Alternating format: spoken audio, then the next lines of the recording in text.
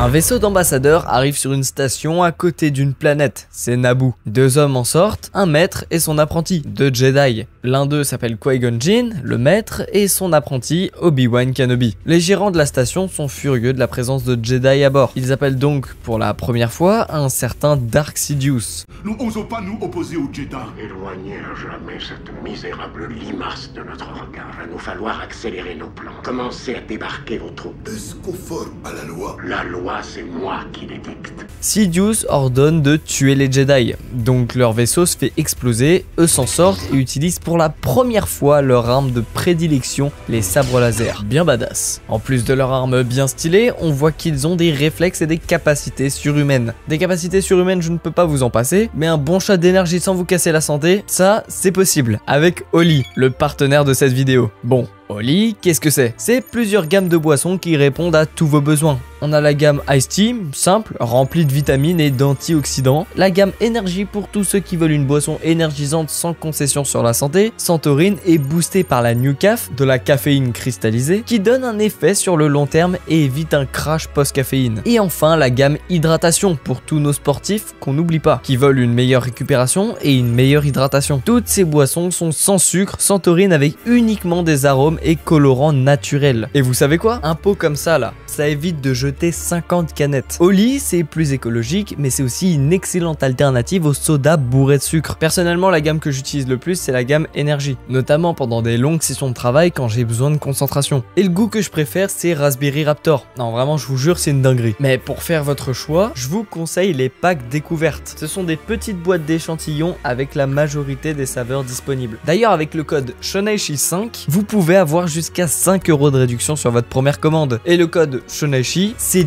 10% de réduction sur l'intégralité de vos commandes. Encore une fois, merci à Oli pour soutenir la chaîne. N'hésitez pas à passer par mon lien dans la description et dans le commentaire épinglé. Bon, on y retourne. Les gérants de la station appartiennent à un groupe nommé la Fédération du Commerce. Ils ont des relations compliquées avec la planète d'à côté. C'était pour cette raison que le Sénat Galactique a envoyé les deux Jedi. Des membres du Sénat étaient justement en train de parlementer avec la reine de Naboo quand les communications ont été coupées, ce qui ne signifie qu'une chose, l'invasion. Les armées de la Fédération commencent à attaquer la planète sans attendre. Et c'est en fuyant que Qui-Gon va rencontrer un personnage qui va nous suivre pendant un long moment, un autochtone, Jar Jar Binks. Oh moi, je vous aime.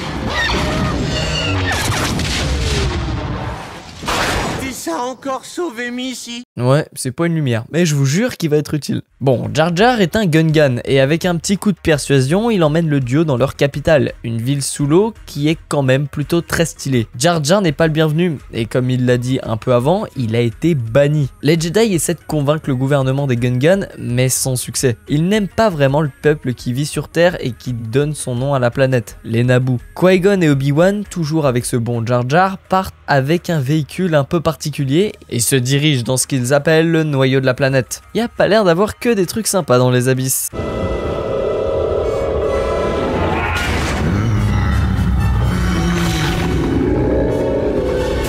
Oh bah putain. Bon, du côté de Naboo, la situation est déjà critique. Les droïdes de la Fédération sont en train de prendre la capitale et leur gigantesque armée est prête à envahir la planète dans son entièreté. Heureusement, les Jedi neutralisent l'escorte de la reine, se chargent de l'emmener dans le hangar à vaisseau pour la mettre en lieu sûr. Tout se passe comme prévu et leur groupe arrive à s'enfuir de la planète, sauf qu'un barrage de vaisseaux de la Fédération les bloque. Heureusement pour eux, un petit droïde qu'on va revoir tout au long de ce périple répare le bouclier, ce qui leur permet de passer le barrage. Je vous présente R2-D2. Il nous est impossible de localiser ce vaisseau. Et toi, Sith.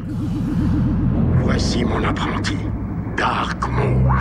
Il retrouvera votre vaisseau et ses occupants. Ça sent pas bon. Pour se reposer, les Jedi décident de s'arrêter dans une petite planète hors de portée de la Fédération, qui est un giga désert, Tatooine. Une suivante de la reine, Padmé, va accompagner l'équipe. La reine serait soi-disant curieuse de la planète. Au premier abord, ça semble être un repère de chasseurs de primes et de criminels, donc pas très safe. Qui-Gon cherche des pièces pour le vaisseau, et ils vont rencontrer un petit gars qui aide le vendeur de pièces détachées, un jeune esclave, Anakin Skywalker. Pris de court par une tempête de sable, le petit Anakin invite le groupe chez lui. Le gamin est un bricoleur, il fabrique ses propres droïdes, comme C-3PO, et même ses bolides de course. La mère d'Anakin explique alors aux deux Jedi Jedi que sur Tatooine, c'est la loi de la jungle. La République ou la Fédération, personne ne domine. Est-ce qu'un de vous a déjà assisté à une course de modules? Ça va très vite, c'est très dangereux. Je suis le seul humain qui y Tu arrive. dois avoir des réflexes de Jedi si tu pilotes des modules.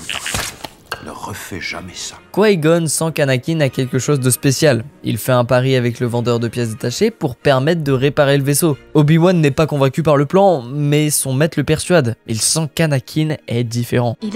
Il a des pouvoirs spéciaux. Il voit tout légèrement à l'avance. C'est une caractéristique des Jedi. Il mérite mieux qu'une vie d'esclave. La force est d'une rare intensité avec lui. Qui est son père? Il n'a pas de père. Je l'ai porté, je l'ai mis au monde, je l'ai élevé. Je ne me l'explique pas. Comme sa mère vient de le dire, Anakin n'a pas de père. Très très étrange. Quoi qu'il en soit, Jar Jar est toujours utile.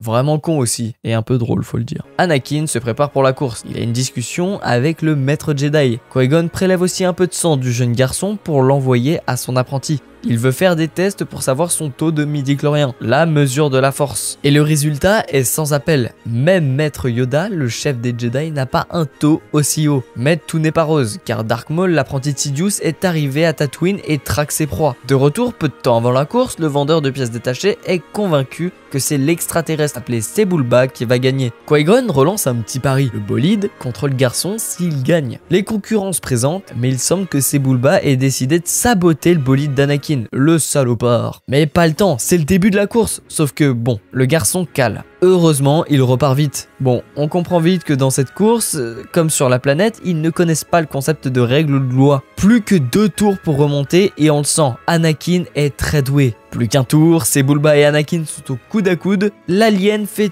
tout pour stopper le jeune garçon, mais le prodige s'en sort. Anakin a gagné la course. Non, franchement, il est trop chaud. Qui-Gon a gagné son pari, ce qui signifie les pièces pour le vaisseau, mais aussi Anakin. Le maître est convaincu par le potentiel du prodige, et il est sûr d'une chose, il n'y a pas de hasard. Tu n'es plus esclave. Tu as entendu ça? L'initiation pour devenir un Jedi est longue et délicate. Et c'est une vie très dure, si tant est que tu y arrives. Mais je veux partir. Depuis toujours, c'est ce que je rêve de faire. Et maman? J'ai essayé d'obtenir sa liberté, mais Watto n'a rien voulu savoir. Ma place est ici. Mon avenir est ici. Skywalker fait le choix déchirant de partir avec les Jedi. Il abandonne ainsi sa mère sur Tatooine, premier temps de revenir. Un jour, je reviendrai pour te libérer. Mais alors qu'ils arrivent au vaisseau, Dark Maul les intercepte. Qui-Gon commence son combat contre le Sith et réussit in extremis à s'en sortir. Le voyage d'Anakin commence alors réellement. Les Jedi arrivent sur Coruscant, la planète capitale de la galaxie, une ville-planète en fait. Nos héros sont accueillis par le chef du Sénat galactique en personne, le fameux chancelier et son assistant, le sénateur Palpatine. Qui-Gon rencontre le conseil des maîtres Jedi qui ne semblent pas convaincus d'un retour des Sith. Bah ouais, ces derniers ont disparu depuis 1000 ans. Quoi qu'il en soit, Qui-Gon décide de présenter Anakin au conseil et pense qu'il peut être l'élu d'une prophétie, celle d'une personne qui rétablirait l'équilibre dans la force. Maintenant que la reine des Naboo est en sécurité sur Coruscant, les négociations peuvent commencer. Ils essaient d'obtenir une réaction du Sénat galactique contre l'invasion qu'ils subissent. Le chancelier actuel est trop faible. Les Naboo demandent donc une réélection, et peu après cette demande et l'annonce de la probable élection du sénateur Palpatine à ce poste, la reine Amidala décide de repartir pour sa planète, où la guerre fait toujours rage. Obi-Wan et Qui-Gon l'accompagnent donc toujours avec Anakin et Jar Jar Binks. Pour se battre contre la Fédération, la reine des Naboo veut justement faire appel au peuple de ces derniers, les Gungan. Je suis la reine Amidala. Une de mes fidèles suivantes me sert de doublure pour garantir ma sécurité. Padmé est donc la véritable reine des Naboo. Bon, pas vraiment le temps de discuter, là il est temps de reprendre la planète. Les armées de la Fédération et celles de Gungan se font face. Et de l'autre côté, dans la capitale, les Jedi et l'escorte de la reine arrivent à s'infiltrer et à reprendre des vaisseaux de combat. Leur but est de détruire la station de la Fédération en orbite au-dessus de Naboo. Sauf qu'ils n'ont pas le temps de sortir de la salle, que quelqu'un les attend. Laissez-nous régler ça. Dark Maul s'avance et débute son affrontement contre les 2 Jedi. Le Sith est vraiment fort et arrive à tenir tête à Qui-Gon et Obi-Wan en même temps.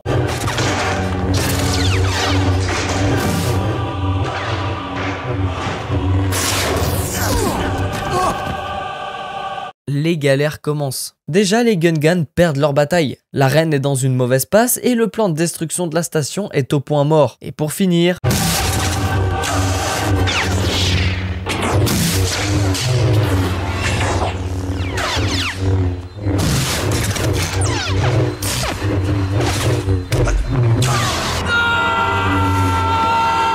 Qui-Gon perd son combat contre Dark Maul et Obi-Wan entre dans une rage folle. Il ne doit pas céder à la colère qui mène au côté obscur.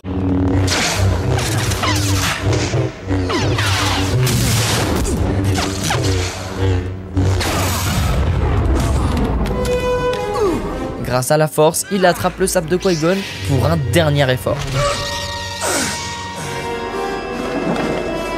Au final, la reine arrive à s'en sortir grâce à sa doublure et Anakin réussit à faire exploser la station orbitale qui désactive tous les droïdes. Les Gungans sont donc sauvés. Qui-Gon, à la frontière entre la vie et la mort, demande une dernière faveur à Obi-Wan. Il doit entraîner Anakin, qu'il pense être l'élu de la fameuse prophétie. C'est bon, les Naboo ont gagné. Ils ont gagné! Obi-Wan est peu de temps après nommé officiellement chevalier Jedi, mais Maître Yoda ne souhaite pas qu'il entraîne Anakin. Comme Qui-Gon, il pense qu'il est peut-être l'élu, mais il est méfiant vis-à-vis de l'enfant. Il y a trop de brouillard sur son avenir selon lui. Les funérailles de Qui-Gon Jinn sont organisées et il est incinéré devant un petit comité.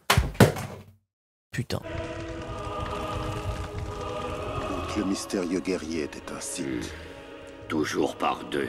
Ils vont, ni plus, ni moins, le maître et son apprenti. Mais lequel des deux est mort? Le maître ou l'apprenti? Il resterait donc un Sith et très probablement le maître. Une grande fête est organisée pour fêter la victoire, mais nous le savons, tout ne fait que commencer. Nous sommes 10 ans plus tard et le contexte politique dans la galaxie a beaucoup changé. La sénatrice, qui est l'ancienne reine de Naboo, si vous vous souvenez bien, atterrit sur Coruscant. Elle est victime d'une attaque terroriste dont elle survit de justesse, encore grâce à sa fameuse doublure. Elle va toutes les buter. Suite à l'attentat, le chancelier Palpatine et le conseil des Jedi décident de mettre Obi-Wan Kenobi et Anakin Skywalker pour la protection de la sénatrice. Et ils vont être accueillis par l'assistante Padmé, Jar Jar Binks. Mais putain, qu'est-ce qu'il fout, Sénat Galactique, lui. Bon, les deux Jedi vont très vite avoir du taf, car Padmé va être de nouveau victime d'une attaque. Cette fois, avec une sorte de 1000 pattes empoisonnées. Obi-Wan va essayer de choper le droïde qui a posé ces bestioles, ces dernières appartenant à une chasseuse de primes. Anakin récupère son maître sur un speeder, et c'est parti pour une course-poursuite à travers Coruscant. Le jeune Jedi utilise un raccourci pour rattraper la chasseuse de primes, et saute sur son vaisseau. Après avoir fait cracher ce dernier, la poursuite continue, mais cette fois, dans les rues de la ville, puis dans un club dans lequel elle est entrée. Obi-Wan la retrouve, ils vont pouvoir avoir des réponses, mais au moment où elle va révéler pour qui elle travaille, la chasseuse de primes se fait tuer par une flèche empoisonnée. Après l'incident, Obi-Wan est chargé de trouver ce fameux employeur par le conseil des Jedi, et Anakin est choisi pour assurer la protection de la sénatrice Amidala, qu'il doit ramener sur Naboo. C'est toi qui auras la charge de me remplacer au Sénat. Délégué Binks, je sais que je peux compter sur vous. Missa, honorez-vous ça, chargez Missa d'une si lourde tâche? Oui, vous avez bien entendu, c'est Jar Jar qui va la remplacer. Mon dieu. J'espère pour Naboo qu'il n'y aura pas de négociations sérieuses à faire. Hein. Ils embarquent pour Naboo, toujours accompagnés d'R2D2. De son côté, Obi-Wan commence son enquête, mais il est perplexe. Le système dont proviendrait la flèche n'est indiqué sur aucune carte, comme s'il n'existait tout simplement pas. Et c'est pareil pour la flèche elle-même, qu'il a dû faire examiner par un spécialiste, car les droïdes archivistes ne la détectaient pas. Les données ont donc dû être effacées. C'est très bizarre. En arrivant sur Naboo, Padmé va expliquer la situation au gouvernement. Au final, la Fédération n'a pas tant perdu de pouvoir que ça. Et comme prévu, la planète que cherchait Obi-Wan existe vraiment. Parlons affaires. 200 000 unités sont déjà prêtes et 1 million d'autres seront bientôt terminées. Ah, bonne nouvelle. Dites à votre maître, Sifo Dyas, que sa commande sera bien prête dans les délais. Cela fait presque 10 ans que Maître Sifo Dyas nous a quittés. Croyez bien que je suis désolé de l'apprendre, mais je suis sûr qu'il aurait été fier de l'armée que nous lui avons créée. L'armée. Qu'est-ce que c'est que cette histoire d'armée? Du côté de Naboo, Anakin protège Padmé. Enfin, il la protège, vous avez capté. Bon, cette armée, c'est en fait une armée de clones. Des clones basés sur un homme, un chasseur de primes appelé Jango Fett. Tiens, ce serait pas notre homme ça? En plus, ce dernier aurait gardé un clone non modifié, une sorte de fils clone quoi, qui s'appelle Boba Fett. Obi-Wan va justement parler avec Jango dans une discussion plutôt tendue. Vous êtes content de votre armée? J'ai hâte de voir ces clones passer à l'action. Ils feront bien leur travail. Je peux vous le garantir. Merci infiniment de votre accueil. C'est toujours un plaisir de parler à un Jedi. Il va faire son rapport au conseil des Jedi, la situation est étrange. Obi-Wan l'intercepte mais échoue. Il arrive quand même à placer un capteur sur le vaisseau. Le Jedi continue donc la poursuite dans l'espace, Jango croit s'en sortir mais Kenobi est toujours là, tapis dans l'ombre. Il se pose sur la planète où le chasseur de primes a atterri et déjà là il y a de nombreux détails troublants. Des usines et une très grande concentration de vaisseaux de la Fédération. De son côté, Anakin souhaite repartir sur Tatooine et Padmé veut le suivre. Il revoit là-bas son ancien maître, la grosse mouche à merde. Sa mère aurait été vendue, puis affranchie. Une plutôt bonne nouvelle, sauf qu'il apprend du nouveau mari de sa mère qu'elle aurait été capturée par des tribus du désert, les Tuskens. Selon l'homme, elle serait déjà morte. Mais Anakin ne veut pas y croire. Il part donc instantanément pour la retrouver, avec une colère qui monte lentement. Obi-Wan s'infiltre dans un grand bâtiment et surprend une conversation entre des hauts placés de la Fédération et un certain Comte Dooku. Et qu'en est-il de la sénatrice de Naboo? Elle est morte, ça y est. Je ne signerai pas ce traité, ton camp ne m'amènera pas sa tête. Je n'ai qu'une parole. Ce dernier serait un ancien Jedi qui a quitté l'ordre pour suivre son idéal. Anakin retrouve finalement le camp des Tuskens et aussi sa mère, sauf que celle-ci est à la frontière entre la vie et la mort. Elle ne pourra pas survivre sans soins intensifs immédiats. Fils et mère se retrouvent pour un dernier échange émouvant, 10 ans après qu'il lui ait promis qu'il reviendrait. Le jeune Jedi a tenu sa promesse, mais trop tard. Il entre dans une rage folle et cède à sa colère pour la première fois.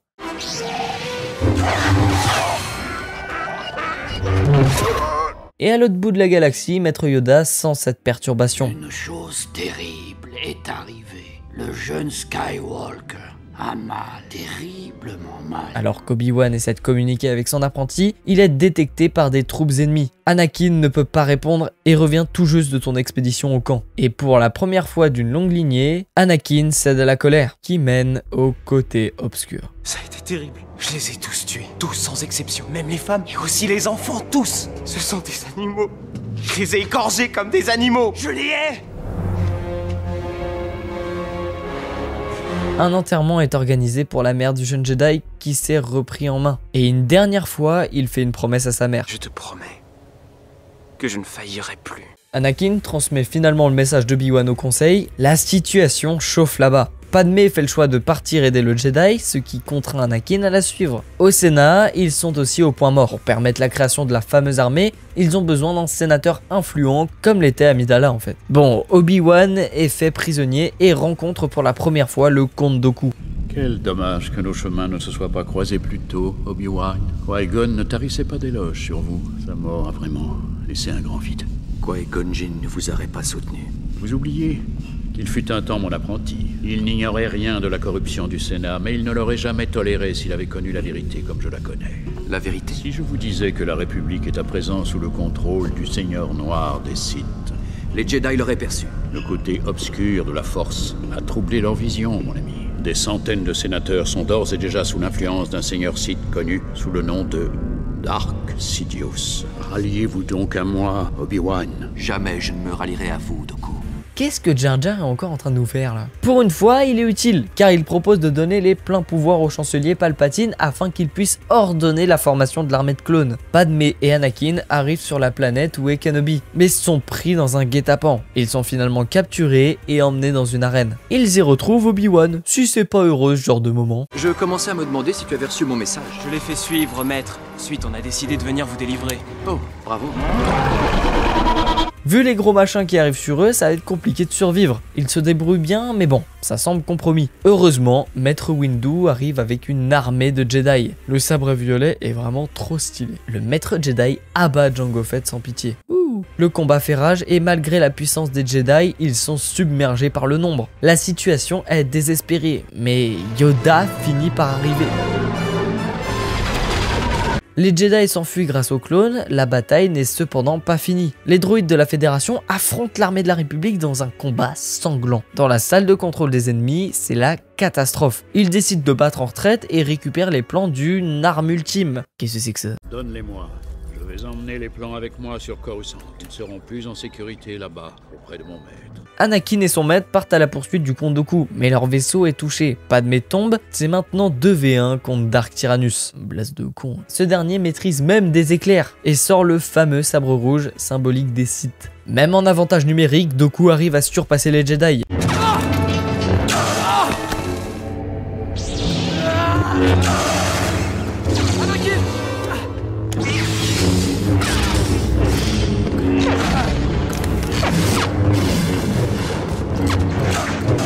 Anakin se fait même couper le bras. Tout semble perdu, mais Yoda arrive encore. Le chef du conseil des Jedi est bien plus puissant qu'il n'y paraît. Alors qu'Obi-Wan et Anakin ont à peine effleuré le compte, Yoda le domine et c'est seulement avec un tour de passe-passe que Dooku arrive à s'en sortir. Il s'enfuit sur une autre planète où se trouve son maître, Dark Sidious. La guerre est lancée et cela semble les satisfaire. Mais à Naboo, on fait un mariage clandestin, et c'est celui de l'amour secret entre Padmé et Anakin. Comme le dit Maître Yoda, ce n'est pas...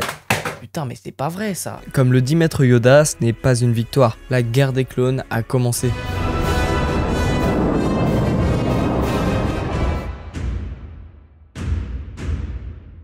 Après l'enlèvement du chancelier Palpatine par les séparatistes, Obi-Wan et Anakin se retrouvent en plein milieu d'une bataille au-dessus de Coruscant. Nos deux Jedi, une fois débarrassés des ennemis à l'extérieur, parviennent à entrer dans le vaisseau amiral de justesse. Après plusieurs péripéties, ils atteignent le chancelier Palpatine ainsi que le comte Dooku.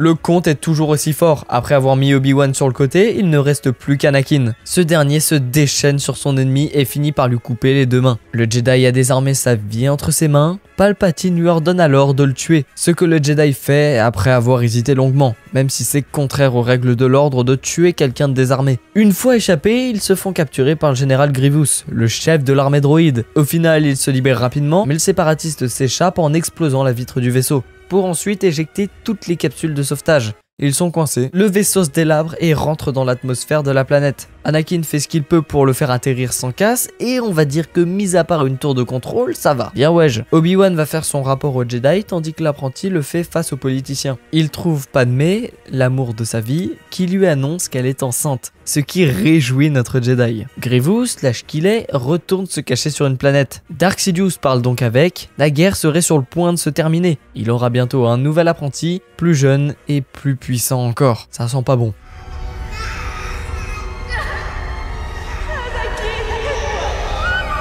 Un rêve vient brusquer Anakin. Il avait fait le même style de rêve juste avant que sa mère ne meure, sauf que cette fois ça lui est hors de question. Yoda lui dit de faire attention. La colère, la frustration, la tristesse mènent au côté obscur. Il doit s'exercer à ne pas regretter ce qu'il pourrait perdre un jour. Le Sénat s'apprête à voter une loi pour donner beaucoup plus de pouvoir au chancelier. Ça inquiète Obi-Wan. Le chancelier étant un peu la figure paternelle du jeune Jedi, le nomme son représentant personnel au sein de l'ordre. Sauf que pour siéger au conseil, il faut avoir le rang de maître. Anakin aura néanmoins la possibilité d'y être sans ce titre, ce qui l'énerve. Il trouve cela injuste et en vrai, c'est compréhensible. La raison pour laquelle ils ont accepté, c'est qu'Anakin est proche du chancelier. En gros, ils veulent qu'il joue à l'espion quoi. Mace Windu n'a pas confiance en lui. Pourtant, c'est bel et bien l'élu, celui qui amènera l'équilibre dans la force. Ouais. Plus tard, lors d'un spectacle, le chancelier appelle Anakin. Il lui dit pressentir un problème, pensant que le conseil veut s'en prendre à lui, ainsi qu'à la démocratie. Il lui raconte alors l'histoire de Dark Plagueis, un seigneur noir des Sith extrêmement puissant, étant capable de créer la vie en influant sur les midi-chloriens, ou même empêcher de mourir. Le côté obscur de la force lui a offert ce pouvoir, pour finalement se faire tuer par son apprenti. Anakin semble affreusement intéressé, on sait évidemment pourquoi. Yoda est sur Kashyyyk pour aider les Wookiees à repousser des droïdes séparatistes, Obi-Wan est désigné quant à lui pour aller chasser Grievous, qui vient d'être repéré. Avant de partir, les deux amis discutent ensemble.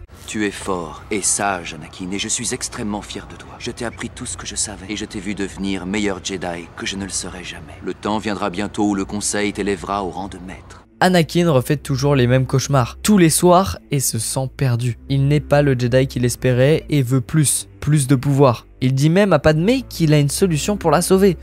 Oh là là. Une fois sur la planète cachant le général droïde, Obi-Wan ne perd pas de temps. Salut à tous. Kenobi se débarrasse des droïdes. Le général formé au combat Jedi par Dooku décide alors de s'en occuper lui-même.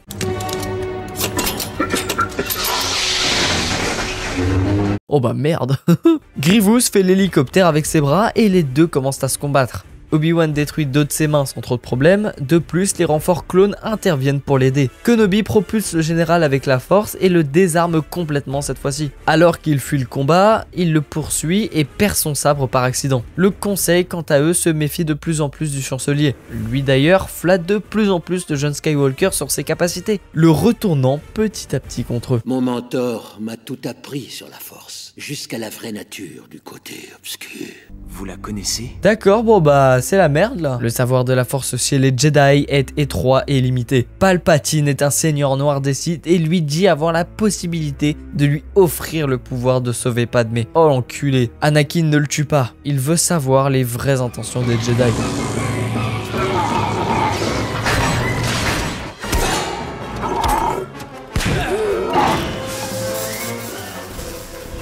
Obi-Wan, finalement, réussit à détruire le général en le faisant complètement griller. Anakin tient au courant Mace Windu sur la vraie nature du chancelier. Le maître Jedi fonce immédiatement pour l'arrêter, sauf qu'une grande confusion habite Skywalker. Plus que de la confusion, de la tristesse, mais surtout de la peur.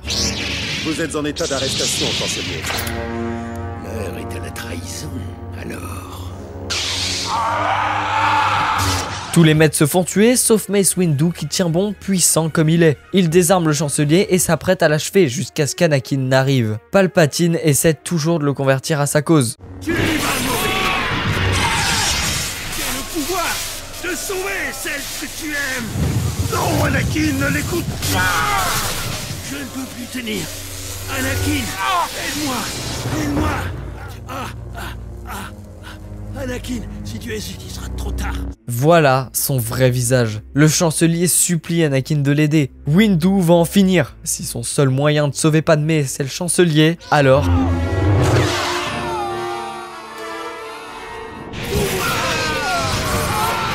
Aucune limite à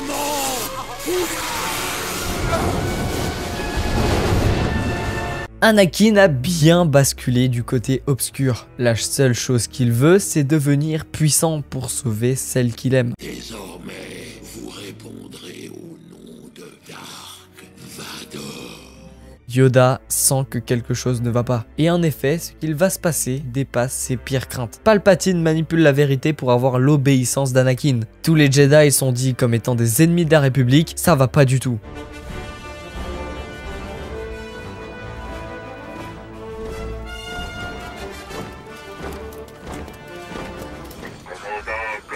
Exécutez l'ordre 66. L'ordre 66. Les clones se mettent à attaquer Obi-Wan, mais ce n'est pas tout. Partout dans la galaxie, toute l'armée détruise les Jedi. C'est un massacre, ils ne leur laissent aucune chance. Yoda, ayant senti le problème, ne se laisse pas faire. Anakin, de son côté, trahit les siens, ne laissant aucun survivant, même les enfants. C'est un vrai massacre. Obi-Wan parvient à sortir de la merde et Yoda lui aussi réussit à s'échapper. Anakin se rend voir sa bien-aimée et lui balance des mensonges à la gueule. Les Jedi auraient trahi la République, mais avant tout il restera fidèle au chancelier. Padmé sent que tout cela n'est pas bon. Anakin lui dit que la guerre sera bientôt finie et lui indique aussi là où il se rend maintenant, sous les ordres de son nouveau maître, Mustafar. Le vice-roi et les dirigeants séparatistes l'attendent là-bas. Ils attendent leur protecteur.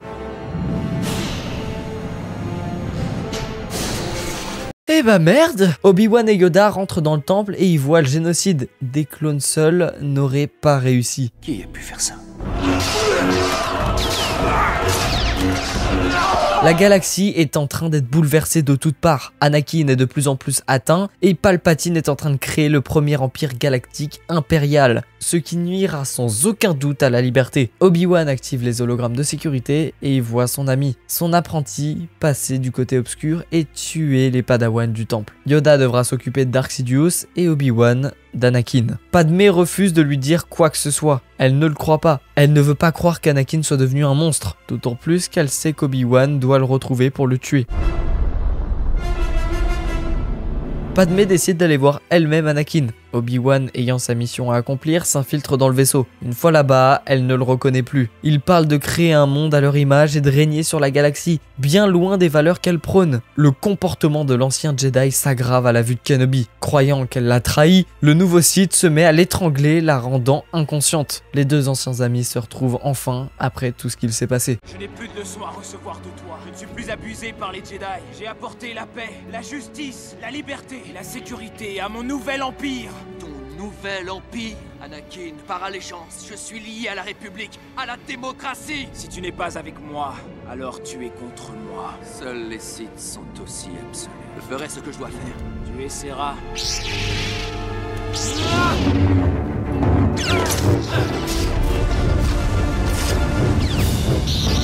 En même temps, Maître Yoda se rend voir Dark Sidious. Le Seigneur Noir des Sith est néanmoins bien plus puissant que ce que pensait Yoda. Les deux plus forts de chaque camp allument leur sabre laser.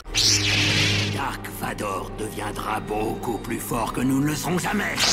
Yoda est plus rapide, mais les deux sont à force égale pour l'instant. Et c'est pareil de l'autre côté.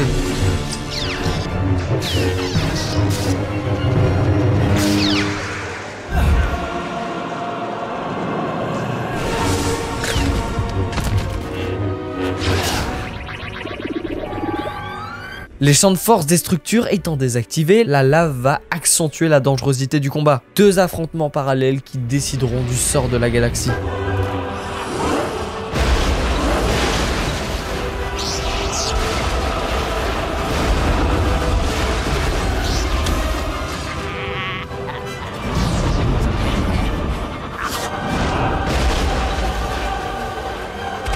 Yoda finit par atteindre son ennemi qui lui balance des éclairs de force. Ce n'est pas du tout pareil que ceux du Comte Dooku. Il est bien plus puissant. Yoda finira même par se faire projeter tout en bas, laissant Sidious en liberté. Ce qui s'apparente à une égalité est évidemment une défaite catastrophique pour Yoda, qui néanmoins arrive quand même à s'enfuir.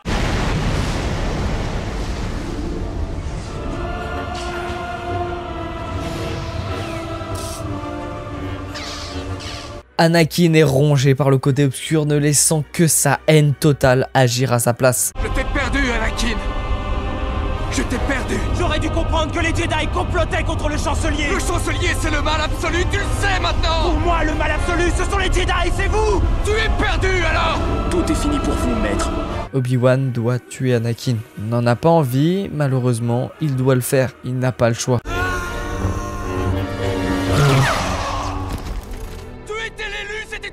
La prophétie voulait que tu détruises les Sith, pas que tu deviennes comme eux. Tu devais amener l'équilibre dans la force, pas la condamner à la nuit. Je te hais. Nous étions comme des frères. Je t'aimais, Anakin. Le jeune Sith est maintenant brisé physiquement, en plus d'être consommé par les flammes. Son ancien maître le laisse alors pour mort dans la douleur la plus absolue.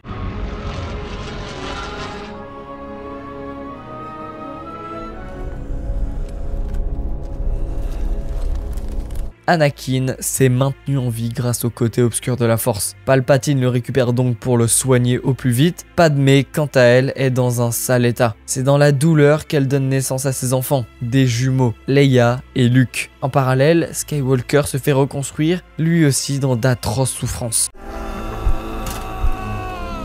donnant une naissance véritable et concrète à Dark Vador.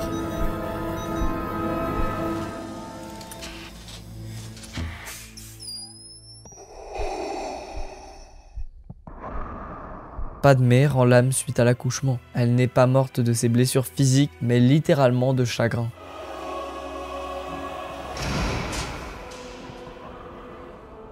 Où est Padmé? Est-elle en sécurité? Est-elle sauve?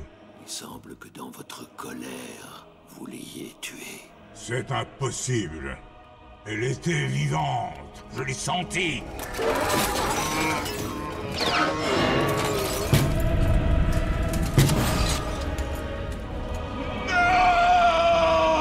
Palpatine espérait cela pour mieux le contrôler, pour voir son véritable pouvoir. Les nouveau-nés sont quant à eux séparés. Leia est envoyée dans la famille du sénateur Organa, tandis que Luke, lui, chez son oncle sur Tatooine, là où Obi-Wan devra l'observer pour le protéger. Nous sommes près de 19 ans après les événements précédents. Des rebelles luttent contre la tyrannie de l'Empire Galactique et commencent à peine à gagner des victoires. Ils viennent justement de récupérer les plans de l'arme ultime de l'Empire, l'étoile de la mort. Les rebelles font tout pour sauver ces plans, mais ils se font rattraper par un destroyer de l'Empire. Et qui est-ce qu'on retrouve dans le vaisseau? C-3PO et R2-D2.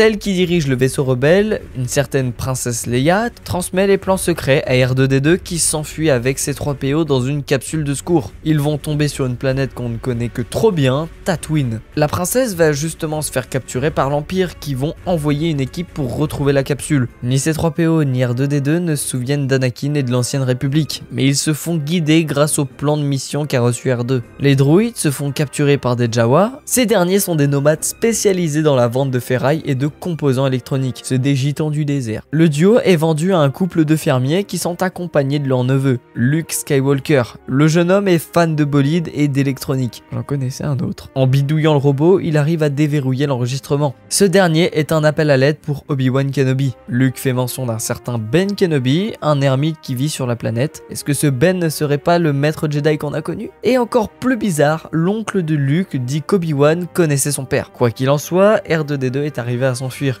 Il part pour trouver Obi-Wan. Luke et C-3PO arrivent à le retrouver mais se font attaquer par des Tuskens. Ils se font malgré tout sauver par Ben qui est bel et bien Obi-Wan. Obi-Wan Kenobi. Ce nom, tu vois, il semble vraiment ressurgir d'outre-tombe. Je crois que mon oncle l'a connu. Selon lui, il est mort. Ah, il n'est pas mort. Pas encore. Vous le connaissez? Mais bien sûr, je le connais. C'est moi. Il a pris un sacré coup de vieux quand même. Kenobi va prendre connaissance du message de la princesse qui le supplie de le rejoindre sur la planète Alderaan pour confier les précieux plans volés à son père qui est l'un des dirigeants de l'Alliance rebelle. Obi-Wan explique à Luke qu'il était autrefois un Jedi. Il révèle également au jeune homme qu'il connaissait son père, un autre Jedi qui lui a été éliminé par Dark Vador, son apprenti qui a trahi les siens. Luke est étonné car son oncle lui a raconté que son père était un simple voyageur. C'est pas bien de mentir comme ça. Obi-Wan lui apprend également l'existence de la Force et qu'après une formation, il saurait lui aussi la maîtriser. Les troupes de Dark Vador ont repris la trace des droïdes, ce qui les a menés à la maison où vivait Luke. Cette dernière est en feu et ses parents adoptifs sont tous les deux décédés.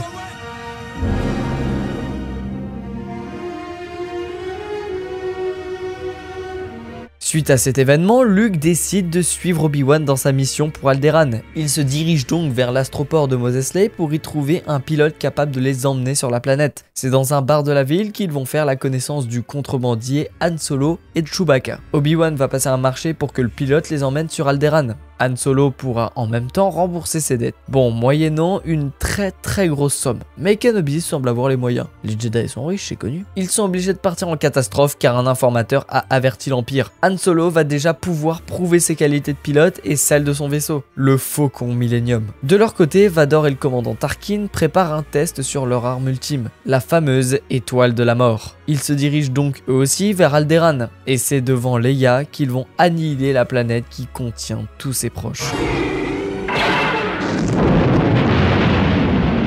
Durant le voyage, Luke va commencer à s'entraîner à la maîtrise de la force. Obi-Wan sent un choc violent et c'est en fait la destruction de la planète et de tous ses êtres vivants. En arrivant à l'endroit où devrait être Alderaan, il ne trouve rien si ce n'est l'étoile de la mort. Le Faucon Millennium est attiré par une sorte de champ magnétique et ils sont obligés d'atterrir dedans. Le groupe s'enfuit juste avant que Vador n'arrive, il a senti la présence d'Obi-Wan. Leur objectif est maintenant de désactiver le rayon et de trouver la princesse Leia. Le groupe se sépare donc. Obi-Wan part seul, Han, Luke et Chewbacca vont libérer la princesse, tandis que les deux droïdes attendent dans la salle de contrôle. Ok. L'équipe de sauvetage réussit sa mission, mais ils ne sont pas encore sortis d'affaire. Heureusement, Leia les sauve, du moins pas pour longtemps.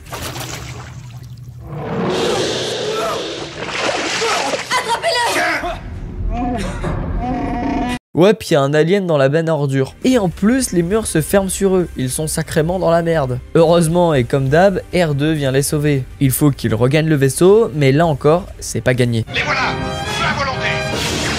Allez-y, montez à bord.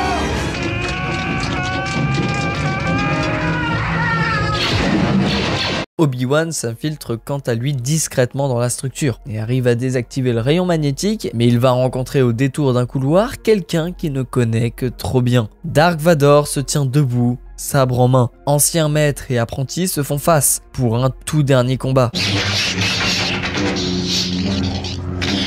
Et c'est à ce moment-là, alors qu'ils vont s'enfuir, que Luke va assister avec impuissance à la mort de son mentor. Ce Ce dernier s'est en fait laissé disparaître physiquement pour ne faire plus qu'un avec la force, pour devenir ainsi un esprit capable de guider le jeune homme. Mais ça, Luke n'en a pas encore conscience. Le groupe est heureux de s'en être sorti, mais ce n'est pas la fin des ennuis. Les soldats de l'Empire ont posé un capteur sur le Faucon Millennium, ce qui les permet de détecter la position de la base rebelle. C'est justement dans cette base, grâce au plan d'R2D2, que les rebelles planifient leur attaque sur l'étoile de la mort. Ils ont trouvé une faille à exploiter, une bouche d'entrée d'aération qui conduit au cœur même de la station, pouvant anéantir la structure. Luke, la force est avec toi. C'est bon, l'attaque est désormais lancée. Une partie des pilotes rebelles retiennent les vaisseaux ennemis pendant que d'autres tentent d'atteindre la bouche d'aération. Tout se passe plutôt bien, mais Dark Vador en personne décolle pour donner la chasse. Là ça devient vraiment compliqué, on sait à quel point c'est un bon pilote. L'heure tourne, l'étoile de la mort sera bientôt en position pour détruire la planète où se trouve la base rebelle, les soldats tombent un par un et les offensives ne fonctionnent pas. C'est leur dernier espoir, ils ne doivent pas et ne peuvent pas rater cette attaque. Luke est seul et l'étoile pourra tirer dans une trentaine de secondes. Luke, fais appel à la force. Suis ton instinct, Luke. C'est à croire qu'il est protégé par la force. Luke, aie confiance en moi. Le jeune homme croit en la force. Il croit en son défunt maître. L'étoile de la mort est en position, elle va tirer. Luke doit faire vite, mais l'escouade derrière lui arrive à le toucher. Han Solo arrive à sa rescousse et le sauve de justesse. Skywalker tire et... Luke et Han sont accueillis en héros par l'Alliance rebelle. Cette victoire marque ainsi la première grande victoire de l'Alliance contre la tyrannie de l'Empire. Elle marque un nouvel espoir. Les rebelles fuyant toujours l'Empire se retrouvent dans une base établie sur Hoth. Le général Skywalker, après avoir fait un tour à l'extérieur, se fait capturer par une grosse bébête. Ouh, ça commence bien. Han, ne voyant toujours pas Luke rentrer, se pose des questions. La nuit va tomber et le grand froid va s'intensifier. Il sort donc pour tenter de le retrouver. Skywalker est accroché par les pieds à deux doigts de se faire dévorer par la bête. Il parvient néanmoins à utiliser la force pour récupérer son sabre et lui couper le bras. Eh ben, il prend du galon le petit. Il sort donc de la grotte, les chances de survie sont très faibles à l'extérieur, surtout à cette heure-ci. Les portes de la base se ferment donc avec les deux rebelles encore à l'extérieur.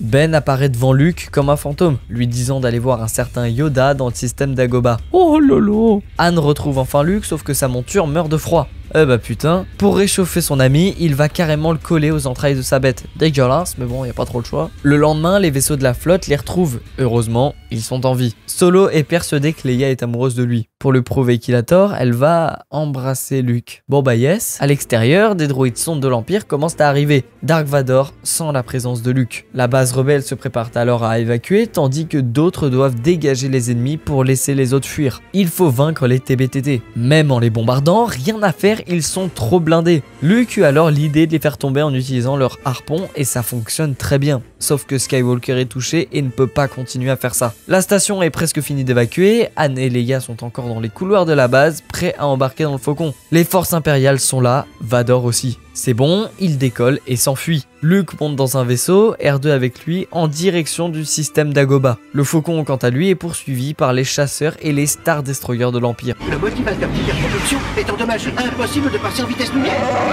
Pour tenter de s'en sortir, il se cache pour le moment dans un cratère d'un énorme astéroïde. Luke arrive sur Dagobah, une planète marécageuse. Eh ben, quand Yoda disait de partir en exil, il rigolait pas. Il y a même des créatures bien cheloues.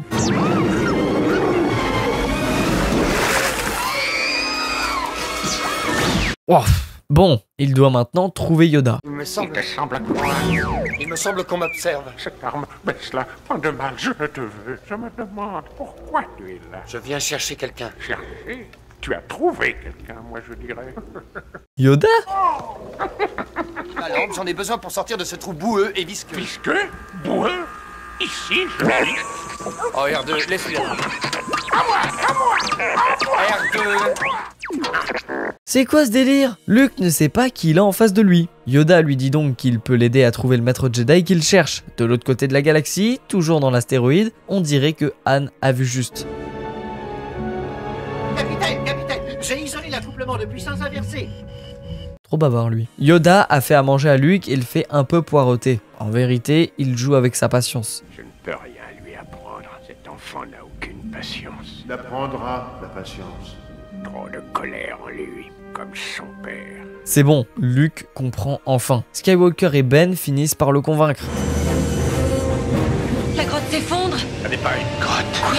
L'astéroïde abritait finalement un gros monstre, ils sont contraints de sortir et de se faire repoursuivre. Et c'est reparti. Luke a commencé son entraînement, Yoda lui enseigne la base. L'agressivité, la haine, la souffrance mènent au côté obscur. Il doit avant tout vider son esprit et être calme. Skywalker sent après ça quelque chose de bizarre émanant de cet endroit. En effet, c'est un tombeau du mal, une grotte abritant le côté obscur. Une fois dedans, Dark Vador est là.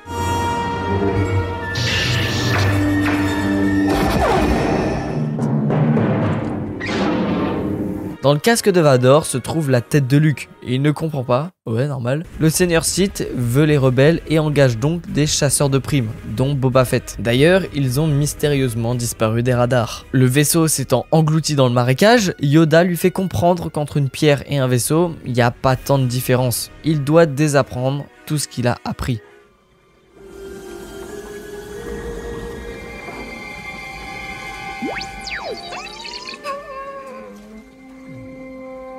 Il n'y arrive pas, Luke doit sentir la force. Cette énergie crée de la vie qui circule partout dans la galaxie. Le jeune homme est borné, pour lui, ça reste impossible.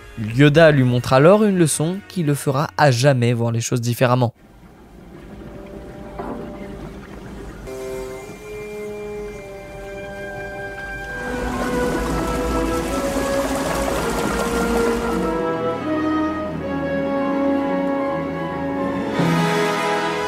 Luke n'en croit pas ses yeux, et c'est pour ça qu'il échoue.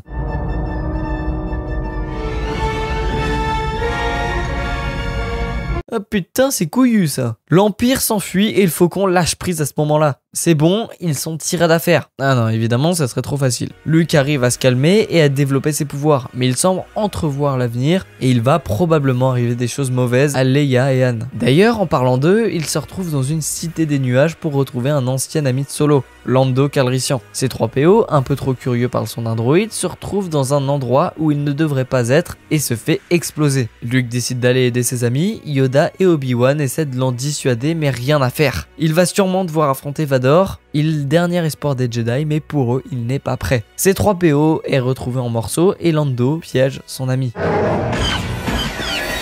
Voulez-vous nous faire l'honneur de vous joindre à nous? Ils se font donc emprisonner. Chewie par C-3PO, Han quant à lui se fait torturer sans même qu'on lui pose la moindre question. La situation commence à échapper à Lando qui n'était pas au courant de tout ça. Mais Vador fait ce qu'il veut, bah oui. Et compte d'ailleurs livrer Solo à Jabba. Tout ça est également un piège pour attirer Luke. C'est lui que Vador veut. Pour pouvoir l'emprisonner, un essai est fait sur Han. Je t'aime. Je sais. Il est en vie, ça a fonctionné. Luke est arrivé et tente de sauver ses amis qui essaient de le prévenir que c'est un piège. Il arrive finalement dans la salle de cryogénisation et voit Dark Vador. Les deux allument leur sabre.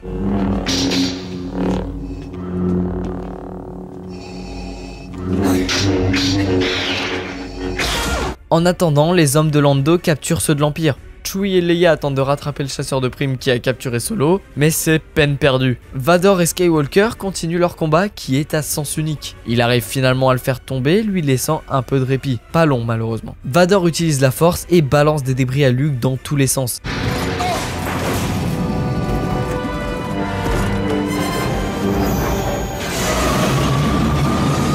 Il finit par tomber mais se rattrape in extremis. Leia et les autres arrivent enfin à rejoindre le Faucon et à s'échapper. Ils sont hors de danger, mais on peut pas dire la même chose de Luke.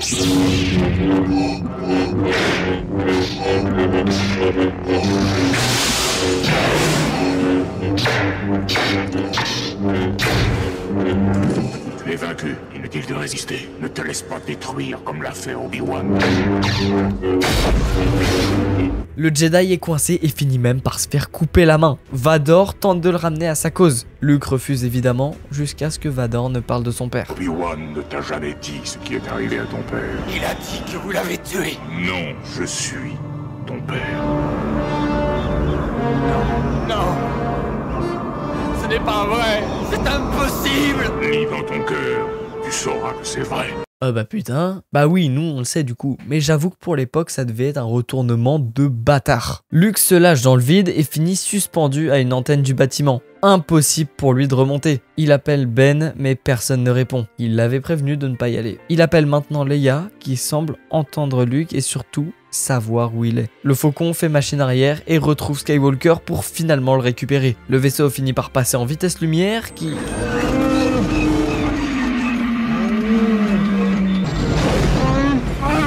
Putain, mais encore! Luke sent la présence de son père dans un vaisseau non loin de lui. Il repense à Ben. Pourquoi lui avoir caché ça? Bon, en attendant, il y a d'autres problèmes. Sauf que R2 est là cette fois et parvient à réparer le vaisseau. Et ben enfin, il aura fallu tout le film pour le réparer. Ils rejoignent la flotte rebelle. Pour remplacer son membre perdu, Luke a le droit à une prothèse robotique magnifique, comme son père à l'époque.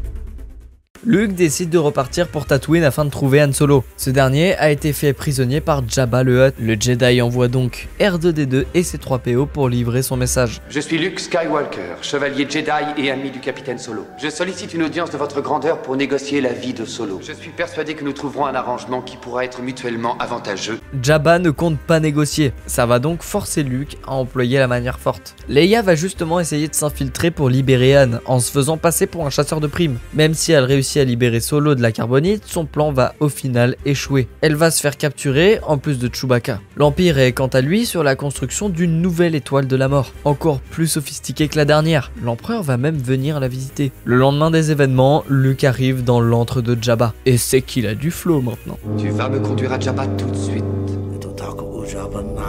Tu sers bien ton maître.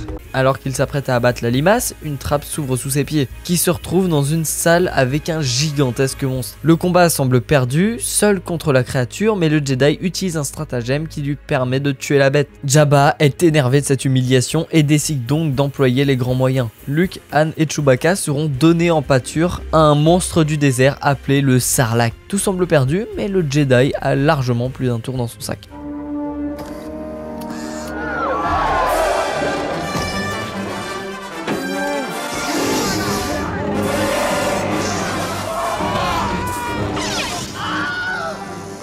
Boba Fett affronte lui aussi Luke.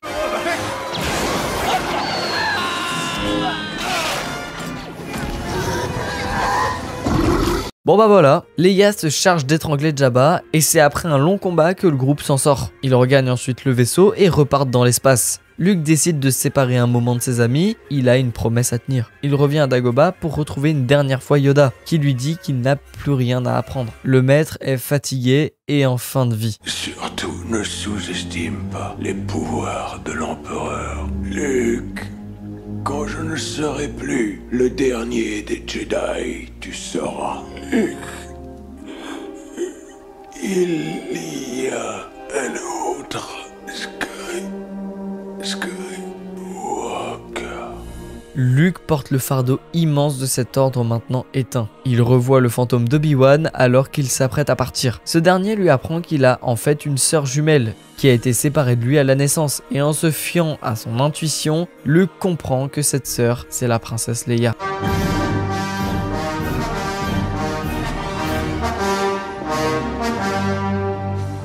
Relevez-vous, mon ami.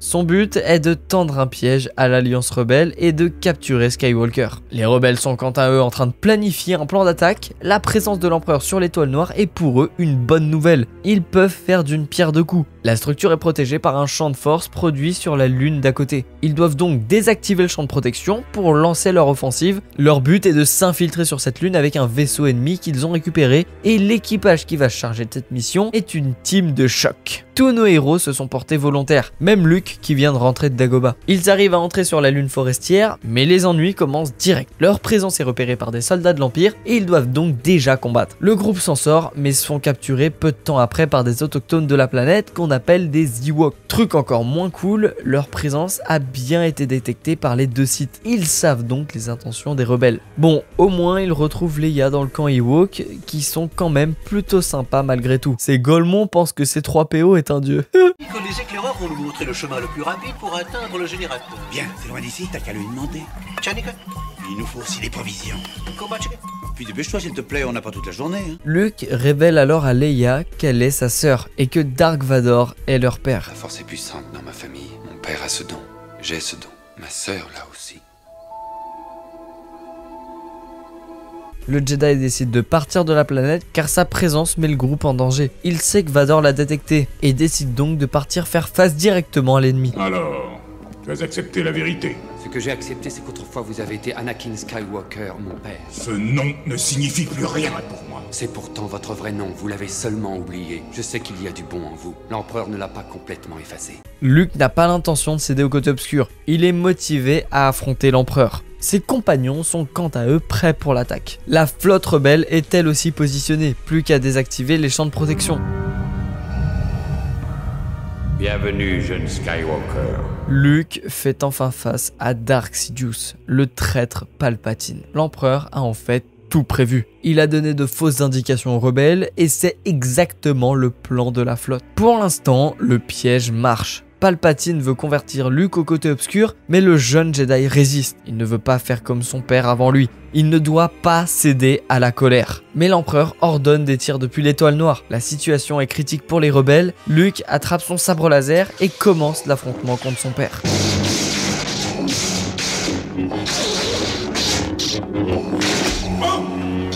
Le Jedi s'est bien amélioré depuis la dernière fois. Il domine cette fois Dark Vador, mais refuse de le combattre. Vador apprend ensuite qu'il a une fille, Leia. Il menace Luke de la convertir au côté obscur si lui ne le fait pas, ce qui le met en rage.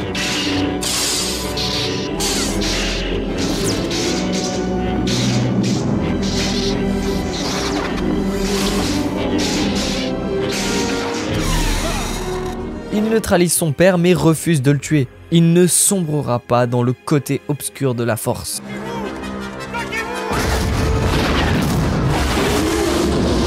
L'offensive peut enfin commencer. Palpatine déchaîne sa haine contre Luke. Les éclairs noirs mettent facilement à terre le jeune Jedi qui est vaincu. Il supplie son père, mais Vador ne fait rien.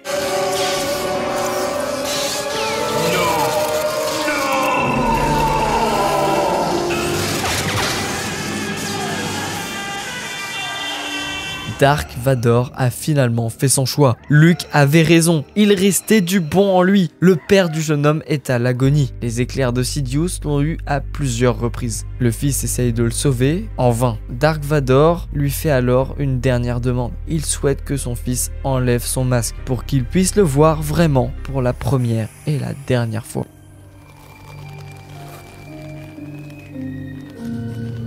Maintenant, va. Laisse-moi.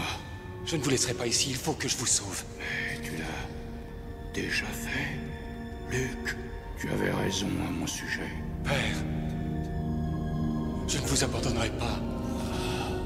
Luke part donc en emportant le corps de son père pendant que les rebelles atteignent le cœur de l'étoile noire. C'est fini, la rébellion a gagné. Luke fait des funérailles pour son père, lui qui a vécu le côté obscur. La tyrannie de l'Empire étant enfin terminée, toute la galaxie fait la fête.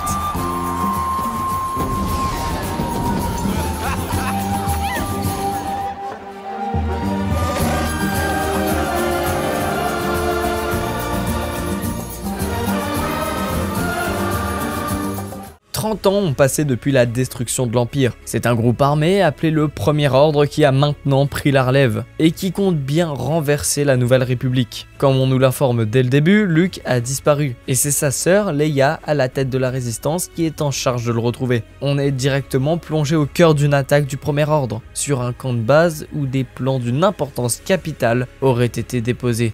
Je me suis trompé de film. Vous savez ce que je viens chercher. Je sais aussi qui vous est-il, avant de vous faire appeler Kylo Ren. La carte pour retrouver Skywalker. Vous ne pouvez pas nier la vérité sur votre famille. Vous avez raison.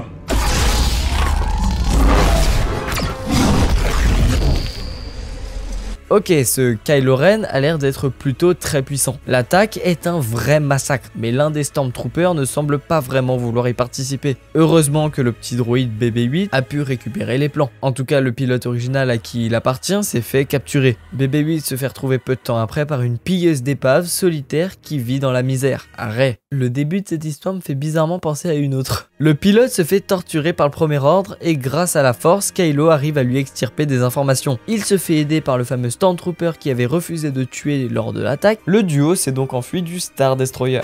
Comment tu t'appelles? FN 2187. Finn, je t'appellerai Finn, ça va? Ah ouais? Finn, je suis d'accord, j'aime bien ça. Je m'appelle Po Dameron. Enchanté, Po. Ils vont aller sur Jakku, la planète où se trouve BB-8. En s'écrasant, Finn perd la trace de Po Dameron et va donc décider de continuer à avancer. Il va alors trouver par hasard Rey et le droïde. J'appartiens à la résistance. J'appartiens à la résistance. Je n'avais encore jamais vu de résistance, chair et en os. Bah voilà, on est comme ça. Mais ils ont à peine le temps de discuter que le premier ordre a retrouvé leurs traces. Ils se dirigent donc directement vers un vaisseau non loin de là. Et vous le reconnaissez, non? La course-poursuite commence et ils arrivent à semer les troupes du premier ordre. En apprenant la nouvelle, Kylo Ren entre dans une rage folle et se met à détruire tout ce qui lui passe entre les mains. Autre chose? Alors qu'ils sont en train de réparer le Faucon Millenium, le vaisseau se fait attraper par une base spatiale du premier ordre. Sauf que c'est pas des ennemis qui vont entrer. Chewie, on est à la maison.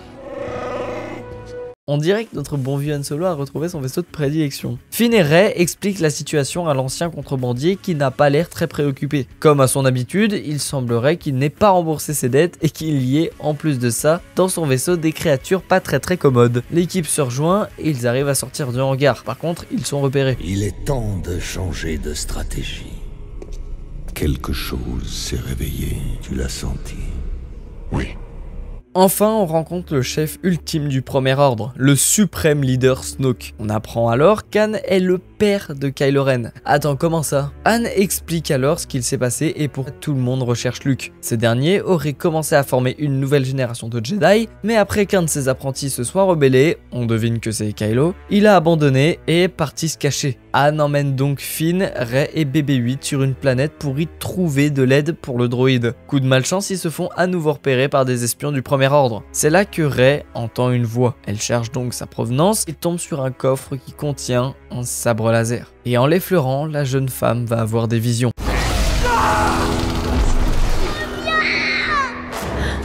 Des visions du passé, peut-être du futur, et des souvenirs pas à elle-même. Quoi qu'il en soit, Maz lui explique que ce sabre était celui d'Anakin, puis celui de Luke Skywalker, qu'il l'a choisi. Rey est donc sensible à la force. C'est bon à savoir. Cette fantastique machine que nous avons conçue pour la guerre va nous permettre d'anéantir le Sénat galactique. L'arme dont il parle, pareil, me fait penser à un truc. Sûrement une coïncidence. L'arme du premier ordre va alors annihiler toutes les planètes de la Nouvelle République. La fameuse paix et équilibre dans la force pour laquelle a œuvré Luke semble bien loin quand même. La planète où est tout le groupe se fait attaquer par le premier ordre. Chewie, Finn et Han se font même capturer. Kylo fait aussi partie du convoi, mais il compte se charger de BB-8 et de Rey. Heureusement pour eux, la résistance arrive. Avec à leur tête, Po Dameron. Je croyais qu'il était mort celui-là. Avec l'arrivée des résistants, Kylo décide de prendre uniquement Rey et d'arrêter la poursuite du droïde. T'as changé de coiffure? Toujours la même veste?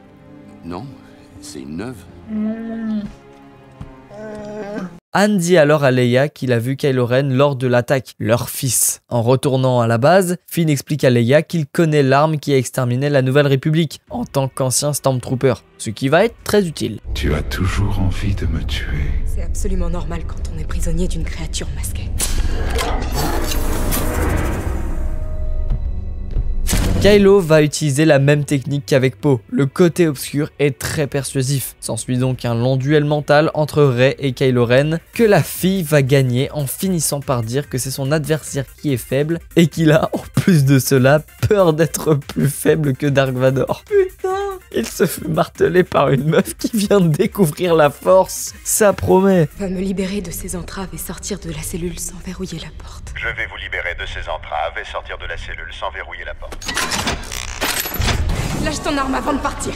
Je lâche mon arme avant de partir. Le premier ordre ordonne le chargement de leur étoile de la mort 2.0. Et la prochaine cible, c'est le système solaire où se trouvent les résistants. Ils vont donc devoir trouver un moyen de détruire cette base, et c'est là que Finn entre en jeu. Grâce à lui, les résistants récupèrent des données qui vont leur permettre d'élaborer un plan. La mission de destruction de la base du premier ordre est lancée. Alors qu'il est en train de chercher Rey dans la base, Kylo sent la présence de son père. Justement, son groupe formé avec Finn arrive à désactiver les boucliers de la base, ce qui va permettre aux chasseurs de faire leur boulot. Bon, il semblerait que Finn ait retrouvé Rey avant les gardes. Le groupe se sépare pour être plus efficace et aider la flotte résistante. Han et Chewbacca sont chargés de poser des explosifs pour faire sauter le réacteur. Mais c'est là qu'il va revoir son fils, qu'il appelle non pas Kylo, mais Ben. Han Solo s'avance sur la plateforme. Il est déterminé à ramener son fils dans le bien. Père et fils s'affrontent avec des mots. Kylo Ren aussi entre les deux côtés.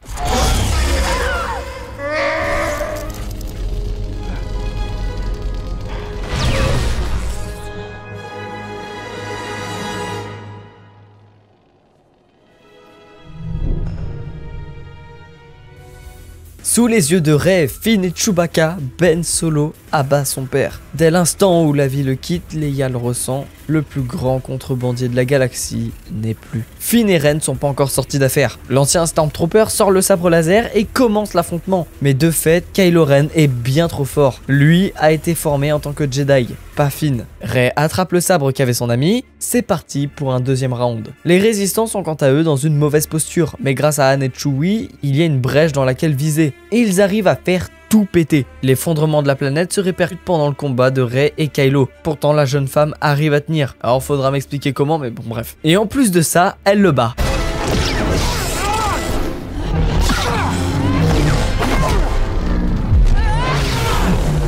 C'est une catastrophe. La planète est sur le point de complètement se détruire. Heureusement, Chewie arrive et sauve ses amis. Elle explose enfin, avec une allure qui me donne une impression de déjà vu. Bizarre. C'est une première victoire pour la résistance. Une belle victoire qui laisse malgré tout un goût amer dans la bouche de certains, comme Rey, Leia ou Chewbacca. La mort de Han les a beaucoup affectés. C'est à ce moment-là qu'R2D2 décide de sortir de sa torpeur et de révéler le reste de la carte. La position de Luke est maintenant disponible. Et c'est donc Rey qui va se diriger à l'endroit où le maître Jedi est censé être, avec pour but d'être formé. C'est là-bas qu'elle va rencontrer le dernier des Jedi. Les résistants sont obligés d'évacuer de la planète sur laquelle ils étaient, mais la flotte du Premier Ordre arrive à ce moment-là. Ils comptent bien éliminer le reste de la résistance. Poe Dameron et BB-8 vont alors attaquer le cuirassé qui menace la flotte résistante. Il arrive à neutraliser ses canons, ce qui permet aux bombardiers de riposter et de détruire le vaisseau du Premier Ordre, avec bien sûr de nombreuses pertes. Et c'est après cet événement que Finn va se réveiller de sa convalescence. Ah, je suis contente. Tu dois avoir 1000 questions à poser. Où est Rey? Rey tend le sabre à Luke. Le maître Jedi le prend avec sa main robotique, l'analyse, puis le jette dans son dos. Pardon? Qu'est-ce qu'il a fait là? Il semblerait que Luke ait bien changé depuis la dernière fois qu'on l'a vu. Rey récupère le sabre et retourne pour voir Luke avec Chewbacca. Ce dernier est étonné de la présence du Wookiee et en entendant le nom du Faucon Millennium, il comprend. Han Solo ne laisserait jamais quelqu'un d'autre piloter son vaisseau de cœur. Alors je suis pas sûr. Où en est ta blessure? Ce n'est rien. Enlève ce masque ridicule. Ouais. C'est cela. On rencontre enfin pour la première fois le chef du Premier Ordre, le fameux Snoke. C'est lui qui a initié Kylo Ren au côté obscur. Tu as été battu par une fille qui n'avait jamais tenu un sabre en main. Ah bah voilà, enfin quelqu'un qui se rend compte que c'est pas normal. En tout cas, Snoke maîtrise des éclairs Sith. Il est sûrement très puissant. Le maître dit alors à Kylo qu'il n'est pas comme son idole, qu'il n'est pas Vador. Et selon ses mots, il est seulement un gamin avec un masque. L'ancien Jedi va alors rentrer dans une rage folle et va détruire son masque. Du côté de Rey, Luke ne semble pas vouloir la prendre comme apprenti. L'ancien maître Jedi vit en ermite, et il n'est plus que l'ombre de lui-même. Oh. Le Premier Ordre a retrouvé la trace des résistants. Ces derniers se rendent compte que la fuite n'est plus une solution et ils décident donc de se battre. C'est alors que Leia sent la présence de son fils et lui aussi. Suite au tir, elle est emportée dans le vide spatial. Sa mort semble proche.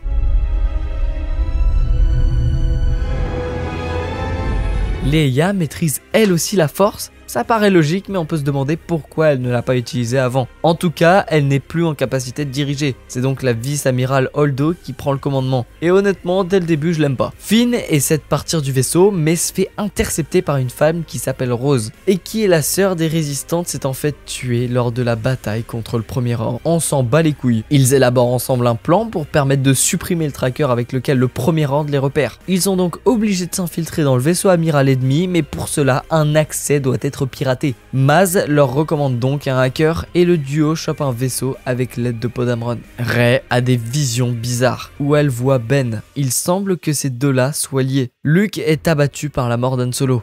R2D2 lui remonte le premier message de Leia pour Obi-Wan, celui qui a lancé tout son premier périple. Luke finit par se résigner et accepte de faire suivre à Rey la voie des Jedi, en laquelle il ne semble plus croire. Il fait donc sa première leçon avec la Padawan. Rey, résiste. Rey!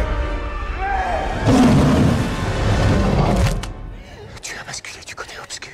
Il a comblé un vide en toi. Et tu t'es laissé entraîner, tu n'as pas résisté. En effet, ça s'est pas super bien passé. Quoi qu'il en soit, Rey continue ses entraînements, mais elle a aussi de plus en plus de visions avec Kylo Ren. De leur côté, Finn et Rose trouvent le fameux hacker, mais se font choper par les gardes car leur vaisseau est sur une plage privée. Vraiment des cons. Luke explique à Rey tout ce qu'il s'est véritablement passé. Il dit que c'est de sa faute si Ben a sombré dans le côté obscur de la Force, de sa faute s'il a tué tous ses autres apprentis et détruit le temple Jedi. Mais Rey n'est pas de cet avis, elle ne compte pas échouer comme Ben. La situation est critique du côté des résistants et c'est pas mieux du côté de Finn et Rose.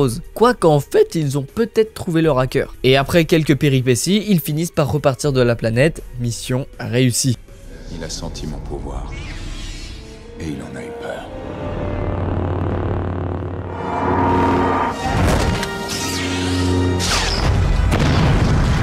Luke aurait donc eu peur. Il n'aurait pas respecté le credo des Jedi. Déstabilisé par ces révélations, Rey va dans le fameux lieu sombre de la planète. Elle cherchait des réponses mais n'a finalement rien eu. Après un nouvel échange avec Kylo Ren, Rey confronte une bonne fois pour toutes Luke. L'ancien maître Jedi explique enfin la vérité. Il voulait tuer Ben car il a cru que ce dernier était tombé dans le côté obscur, mais n'en a pas eu la force. Luke décide de faire la paix avec lui-même. Alors qu'il s'apprête à brûler les restes des Jedi, il n'y arrive pas. Et c'est donc le fantôme de Yoda qui va s'en charger. Lui au moins il a pas beaucoup changé. Texte sacré des Jedi. Lui, tu les as tous? Mais enfin, Passionnant il n'était pas. Un certain savoir il contenait. Mais cette bibliothèque ne recelait rien que la jeune Rey ne possède déjà. Skywalker, le regard tourné vers l'horizon encore. Jamais ici. Perdu Ben Solo, tu as. Perdre Rey, nous ne devons pas. Finn et Rose ramènent le gars à l'allure peu fréquentable aux résistants, mais pendant qu'ils sont en chemin, la situation dégénère dans le vaisseau. Poe Dameron est furieux contre la vice-amirale Holdo, il la traite d'incompétente et de traître car elle souhaite fuir du vaisseau mère, ce qui les conduirait à leur perte. Rey décide de se livrer à Kylo Ren, alors qu'au même moment, Finn et Rose s'infiltrent dans le cuirassé. Eux doivent désactiver le traceur, tandis que Rey essaie de convaincre Ben de revenir du bon côté. Le duo était à deux doigts de réussir, mais ils se font finalement attraper par les troupes du Premier Ordre. Du côté des résistants, Holdo décide courageusement de rester dans le vaisseau mère pour permettre la fuite des autres. Au final, elle est sympa. Bonne chance, les rebelles. Finn et Rose ont donc été trahis par le hacker. Bon, c'était un peu sûr, faut le dire. Le général ordonne de faire feu, les navettes résistantes vont avoir du mal à s'en sortir. Rey fait face à Snoke, et finalement lui qui avait tout orchestré. Toutes les visions de Rey et Ben étaient causées par lui. Et à en croire la tête que tire Kylo Ren, était pas au courant. Snoke souhaite une bonne fois pour toutes éliminer Skywalker, et compte bien utiliser son apprenti pour ça. Il ordonne à Kylo Ren d'abattre Rey, comme il l'avait fait avec son père. et il tue son véritable ennemi. Ah, enfin un bon choix de la part de Ben.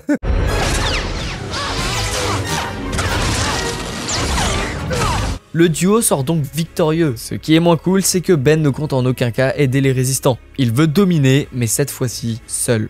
Tu sais d'où tu viens. C'était des parias. De vulgaires ferrailleurs qui t'ont vendu pour acheter à boire. Ils sont morts. Ils sont dans une fosse commune dans le désert de Jakku.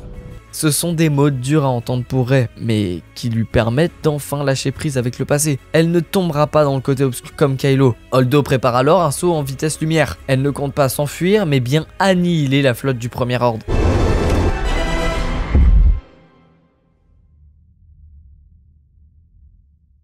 Les vaisseaux sont en train de s'écrouler, mais Finn et Rose parviennent à s'échapper. Rey s'est elle aussi enfuie, ainsi que Kylo Ren qui est maintenant le suprême leader du Premier Ordre. Et bah putain, la résistance se réfugie sur une ancienne base de la rébellion, mais ils sont assiégés par l'armée ennemie. Ils tentent une attaque avec des appareils légers, mais ça ne mène pas à grand chose.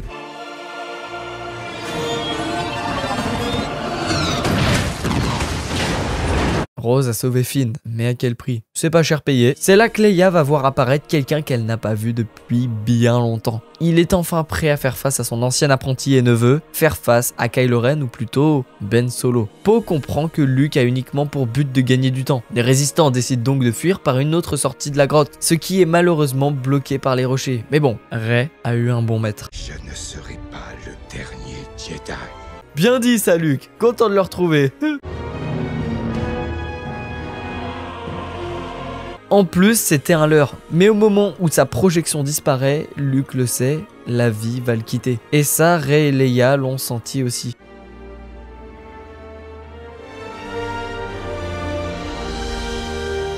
Le légendaire Skywalker disparaît alors, laissant derrière lui son héritage et son mythe. La résistance s'enfuit, mais c'est loin d'être la fin de la guerre. La guerre fait rage, l'empereur Palpatine est de retour, retrouvé par Kylo Ren.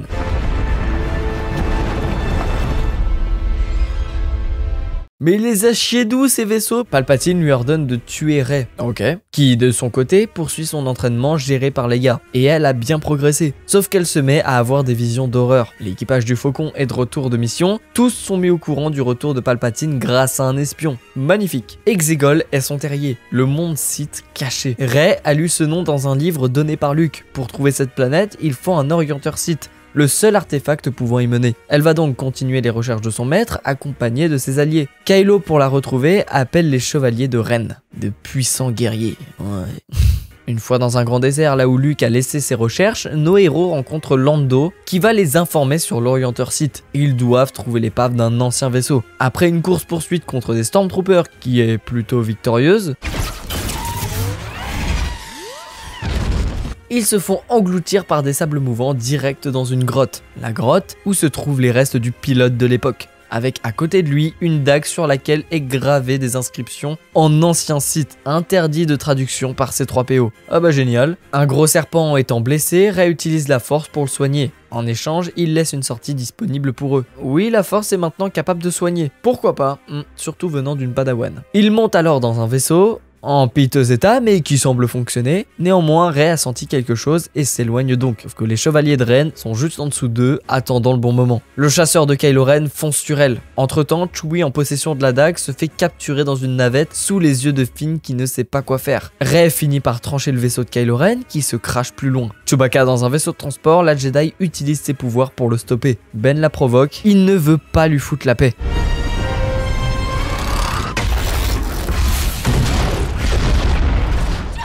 L'armée ennemie arrive, il faut partir au plus vite. Rey a peur de ce qu'elle est. La vérité sur ses visions, elle s'est vue basculer du côté obscur. Il y avait 2 transports impériaux en fait, et Chewbacca n'est pas mort. Bon bah ça va. Maintenant que la dague n'est plus dans leur possession, la seule façon de connaître les coordonnées de la carte, c'est la mémoire de C3PO, qu'ils doivent craquer, et Poe connaît quelqu'un. Le premier ordre y est très présent, il faut être prudent. Le pilote était à l'époque un passeur d'épices, une sorte de trafiquant, et retrouve ses anciens alliés qui veulent le buter. Je crois que t'es quelqu'un de bien. Bon bah c'est efficace. Le hacker peut en effet faire dire les mots Sith à C3PO, mais ça effacera complètement sa mémoire. Je regarde une dernière fois, mes amis. Ils n'ont pas hésité longtemps, la carte Sith se trouve dans le système de la lune d'Endor, là où s'est terminée la dernière guerre, dans la chambre impériale d'une grosse épave. Le Star Destroyer impérial est là, et Rey sait que Chewbacca n'est pas mort. Ils entrent donc dans le vaisseau, la Jedi s'occupe de la dague, elle pense en avoir besoin. Leur ami est maintenant sauvé, mais encore une fois, ils se font choper. Rey arrive dans la salle de Kylo Ren, le masque du défunt Vador posé en plein milieu. Elle récupère la dague et a des visions. Ben recommunique avec elle. Il sait qui elle est. Ses parents l'ont vendue pour la protéger de l'empereur Palpatine. C'est cette même dague qui les a tués à l'époque. Et pourquoi l'empereur la voulait? Nos héros encore prisonniers s'apprêtent alors à se faire tuer. L'espion, c'est moi. Ah bah il a changé, merci chef. Les droïdes font chercher leur ami et rejoignent le Faucon. Kylo se pose et les 2 ennemis se font face. Alors l'empereur voulait la tuer parce que c'est son grand-père. Rey est une Palpatine. Quoi? Putain de merde! Kylo lui tend la main mais elle refuse encore. Elle monte dans le vaisseau et parviennent à s'enfuir. Hux se fait tuer. Ouais. Nos héros atterrissent, ou plutôt s'écrasent, et voient l'épave de l'étoile de la mort. Rey utilise la dague pour repérer l'emplacement de la chambre. Bingo! Elle y va malgré la violence de la mer, puis rentre à l'intérieur. C'est titanesque. Une fois la salle de l'empereur atteinte, une porte s'ouvre devant elle. L'artefact à l'intérieur.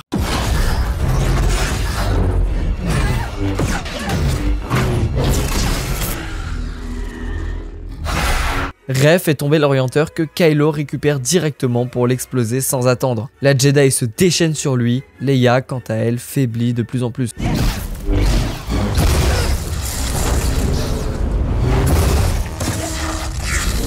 Les deux ne lâchent rien et explosent leur rage.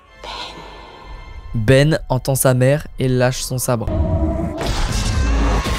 Cette action a tué Leia. Rey se rend compte de son erreur, elle a écouté sa colère. Elle réussit à se calmer et à soigner Kylo Ren. Bon bah ça va, c'était plutôt facile. Elle dit alors à son ennemi qu'elle a toujours voulu saisir sa main, mais celle de Ben. Pas de Kylo Ren. Elle vole ensuite son vaisseau pour s'enfuir de la planète. De retour à la base, nos héros apprennent la triste nouvelle. Décidément, Chewie aura perdu tout le monde. Kylo, maintenant seul, entend la voix de son père. Tu manques, fils. Ton fils est mort. Non, Kylo Ren est mort. Mon fils est vivant. Je sais ce que je dois faire, mais je ne sais pas si j'aurai la force de le faire. Tu l'auras. Père. Je sais.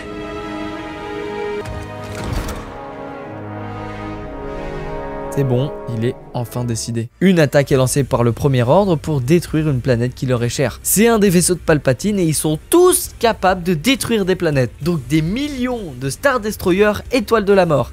J'ai envie de pleurer. Rey, une fois posé, brûle le vaisseau de Kylo Ren et balance son sabre dans les flammes rattrapé par le fantôme de Luke. Il était au courant de ses origines, Leia aussi d'ailleurs. Pour autant, ils ne l'ont pas laissé tomber. Elle doit vaincre sa peur, elle doit vaincre Palpatine. Pour l'aider, Luke lui offre le sabre de sa sœur. Rey récupère l'orienteur de Ben et Luke ressort son vieux vaisseau de la flotte qui fonctionne toujours, même après des décennies dans l'eau. Bah ouais, trop bien. Grâce à R2, C3PO retrouve sa mémoire. C'était bien la peine d'en faire tout un pataquès. Rey transmet les coordonnées d'Exegol à la Résistance qui s'apprête à partir. Lando et Chewbacca ont quant à eux une mission, diffuser un appel à l'aide dans toute la galaxie pour venir se battre. Et c'est parti. Rey arrive sur la planète de la mort, elle se pose et s'en va rejoindre l'Empereur. La Résistance se font assaillir. Ils n'ont jamais vu une flotte comme ça. Tu m'étonnes. Le système de guidage de l'armée est sur un vaisseau amiral. C'est sur lui qu'il faut concentrer leur attaque. Longtemps j'ai attendu le retour de ma petite fille. Il n'a jamais voulu la tuer, il voulait qu'elle prenne sa place. Pour ça, elle doit le tuer de sang-froid avec toute la force de sa haine. Le Seigneur Sith montre à Rey ses amis en train de mourir. C'est critique et c'est elle qui les a menés jusqu'ici. C'est pour les sauver qu'elle finit par se soumettre. Ben arrive au temple, il court vers Rey au plus vite, tombant finalement devant les puissants chevaliers de Ren.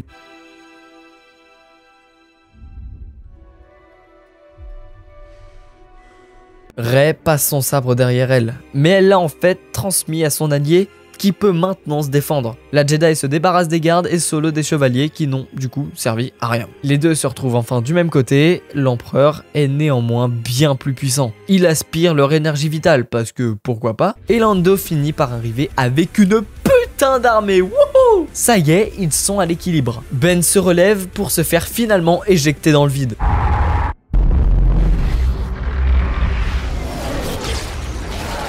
Oh! Rey, voyant la flotte se faire décimer, elle se met à entendre la voix des Jedi, de tous les Jedi. Tous les Jedi du passé vivent en toi. Dans la force qui coule en toi, Rey. Elle va t'élever. Lève-toi. La dernière des Jedi se lève, encouragée par tous ses semblables. Sabre laser à la main, elle repousse les éclairs de son grand-père avec difficulté. Je suis tous les Jedi. Rey parvient à repousser son pouvoir et le désintègre, lui et le temple. Finn réussit enfin à faire exploser le vaisseau amiral et parviennent à s'en sortir. Ils ont gagné face à la plus grande des armées. La Jedi est épuisée, vidée de toute son énergie vitale. Ben arrive alors, utilise le peu de pouvoir qui lui reste pour la sauver. Les deux s'embrassent, mais cette action cause la mort du dernier Skywalker. Tout le Premier Ordre se fait attaquer par toute la galaxie qui agit sans fin. Il n'est désormais plus. Rey se rend sur Tatooine, là où habitait Luke. C'est ici qu'elle enterre les deux sabres laser de ses 2 mètres. Qui êtes-vous? Je m'appelle Rey. Rey comment? Rey Skywalker. Non, tu n'es pas une Skywalker! Voici ce qui conclut l'une des plus grandes sagas du cinéma, qui m'a personnellement marqué et dont je suis fan depuis tout petit. Même si bon, la dernière trilogie est à mon sens inutile et pas forcément bien menée, mais chacun a son avis sur la question. Vous avez pu ressentir le mien durant la vidéo. Merci encore à Oli de l'avoir sponsorisé, n'hésitez pas à faire un tour en passant par mon lien. Ciao ciao!